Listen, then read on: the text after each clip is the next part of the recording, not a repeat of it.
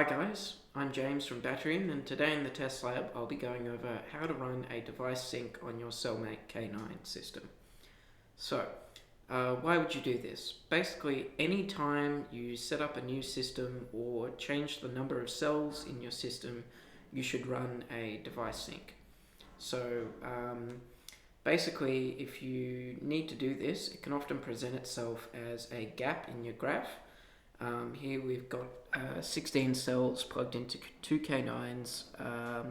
Each of these K9s was previously used in an 11S system, so they're expecting 11 cells each, but they're only getting 8.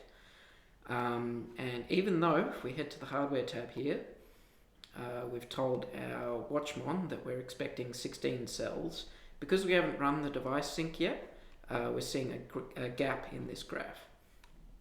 Alrighty, so let's run that device sync now.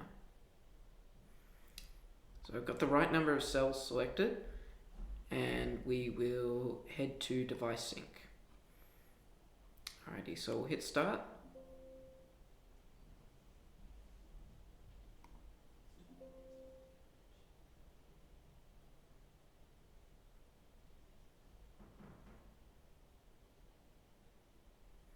You can see that it's running. And we get this little success message saying the device is in sync. Now if we go back to the chart, we can see that that gap is closed up and we get the 16 cells in the way that we expect. Now one thing the device sync does is checks for 1 volt at least on each cell. So if we go and unplug this K9 here,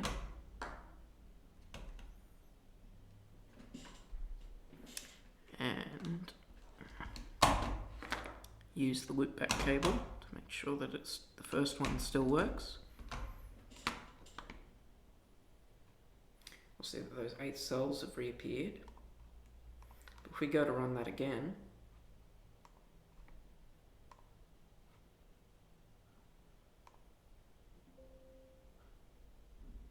see that we get a timeout. Basically, we're not seeing all the cells reaching that 1 volt, so the device sync fails. You can see there it is. Alrighty, so basically make sure you run this anytime you're setting up a new system or changing the number of cells in your system, and with that your system should work well. Alrighty, that's it for this video. Hope your battery projects go well. See ya.